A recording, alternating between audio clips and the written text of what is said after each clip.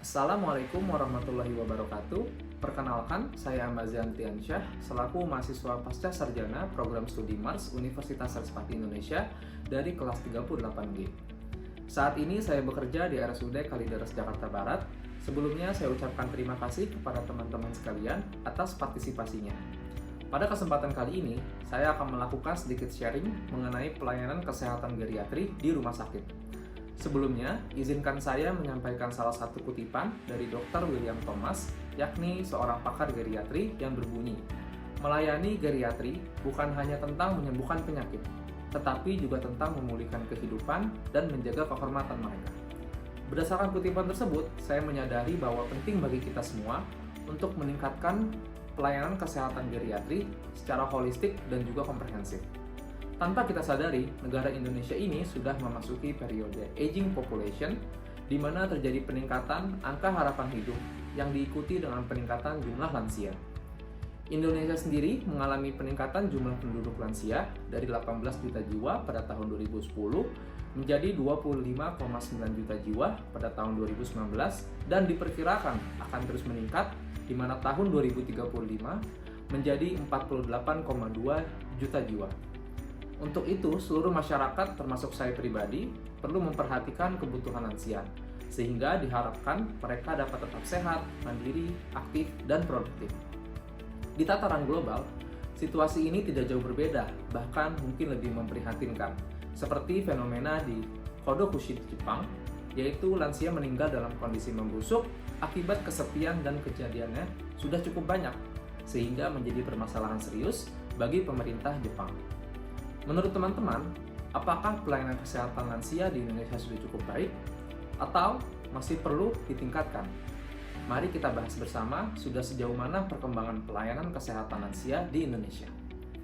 Pertama, saya akan menjelaskan definisi dari geriatri itu sendiri, di mana geriatri ini adalah cabang ilmu dari gerontologi yang mempelajari tingkat kesehatan pada lanjut usia, yang disingkat dengan lansia, dari berbagai aspek tentunya, seperti promotif, preventif, kuratif, dan rehabilitatif yang mencakup kesehatan jasmani, jiwa, dan juga sosial. Menurut Undang-Undang Republik Indonesia Nomor 13 Tahun 1998, lansia adalah seseorang yang telah mencapai usia 60 tahun ke atas. Manajemen pelayanan kesehatan geriatri menjadi semakin penting seiring dengan pertumbuhan populasi lansia yang terus meningkat. Beberapa rumah sakit di Indonesia seperti RS Umum Dr. Haji Kusnadi Bondowoso telah mengadakan pelayanan khusus di poligeriatri untuk mengakomodasi kebutuhan pasien lansia. Akan tetapi, fasilitas untuk pasien geriatri saat ini belum banyak dimiliki oleh rumah sakit Indonesia. Hingga tahun 2018, baru sekitar 200 rumah sakit yang mengikuti pelatihan dasar maupun pelatihan tingkat lanjut pendirian pelayanan geriatri. Dalam konteks manajemen pelayanan geriatri ini, pendekatan holistik dan multidisiplin menjadi fokus utama. Para lansia seringkali memiliki beragam masalah kesehatan fisik, mental, dan sosial yang kompleks. Oleh karenanya, perlu dikembangkan strategi manajemen yang dapat mengintegrasikan berbagai aspek pelayanan, termasuk perawatan medis, rehabilitasi, dukungan psikososial, dan pencegahan penyakit. Selain itu, perlunya peningkatan sarana dan juga prasarana di rumah sakit untuk mendukung kebutuhan lansia. Berdasarkan data-data tersebut yang sudah saya paparkan, terdapat 2 poin utama yang menjadi masalah pelayanan geriatri di Indonesia. Yang pertama, bagaimana cara kita untuk mengatasi tantangan pelayanan geriatri di Indonesia seiring dengan pertumbuhan yang terus meningkat. Yang kedua, langkah apa yang dapat diterapkan untuk meningkatkan sarana dan juga prasarana pelayanan geriatri di rumah sakit Indonesia. Sehingga perlu bagi kita untuk menciptakan beberapa inovasi bentuk layanan kemanusiaan yang dapat diterapkan di Indonesia. Seperti yang pertama, pelayanan kesehatan lansia berbasis rumah sakit atau hospital-based geriatric services. Pelayanan ini dapat disebut juga sebagai pusat geriatri, di mana di dalamnya membangun pusat geriatri terpadu di rumah sakit yang menawarkan pelayanan holistik dan terintegrasi untuk lansia. Pelayanan ini harus dilengkapi dengan fasilitas dan peralatan khusus, tim medis, dan perawat yang terlatih dalam perawatan geriatri, serta program rehabilitasi dan perawatan jangka panjang atau PJP. Yang berikutnya adalah pelayanan kesehatan lansia oleh masyarakat berbasis rumah sakit atau Hospital Based Community Geriatric Services. Pusat Pelayanan Kesehatan Lansia di rumah sakit bertindak sebagai konsultan terhadap pelayanan ke lansia di masyarakat dengan bertanggung jawab mengikuti kondisi kesehatan lansia yang sebelumnya dirawat atau mendapat layanan di rumah sakit tertentu. Dan berikutnya, pelayanan kesehatan lansia berbasis masyarakat atau Community Based Geriatric Services, yang dimana merupakan pelayanan dari masyarakat dan untuk masyarakat, sehingga masyarakat itu sendiri wajib diikutsertakan dalam pelayanan kesehatan lansia. Sistem-sistem pelayanan kesehatan lansia di atas dapat terjadi secara berkesinambungan serta saling mendukung, sehingga pada akhirnya setiap geriatri dapat memperoleh pelayanan sesuai dengan jenis dan derajat penyakitnya. Berlanjut dari hal tersebut, inovasi dapat dikembangkan berdasarkan konsep Healthy Aging and the Sustainable Development Goals berdasarkan WHO tahun 2022 sebagai berikut. Yang pertama, ada pusat geriatri atau geriatric center, yang dimana di sini prinsipnya adalah to care and cure, di mana pusat geriatri ini membangun pusat geriatri terpadu di rumah sakit yang menawarkan pelayanan holistik dan terintegrasi untuk lansia.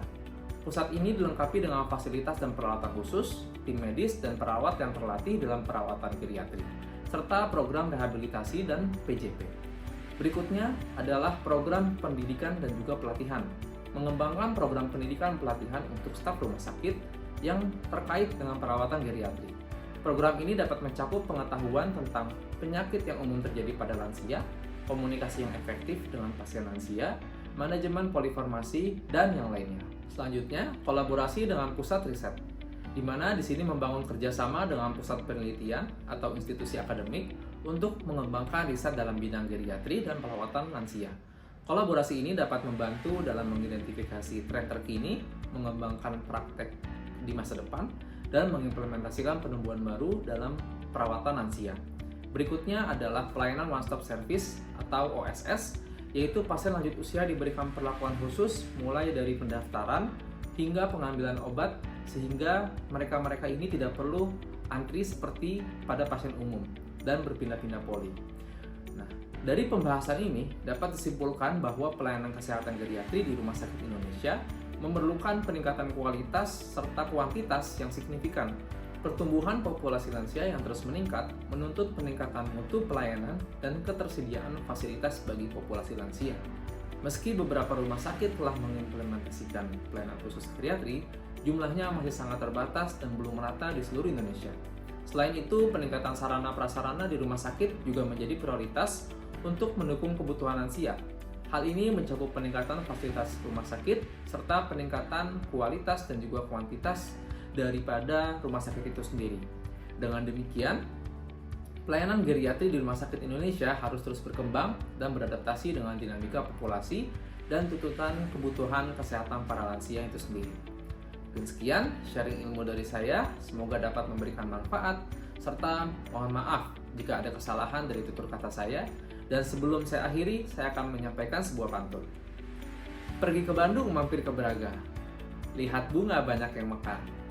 Para lansia yuk olahraga, agar tubuh sehat dan bugar. Terima kasih atas perhatiannya, saya akhiri. Wassalamualaikum warahmatullahi wabarakatuh.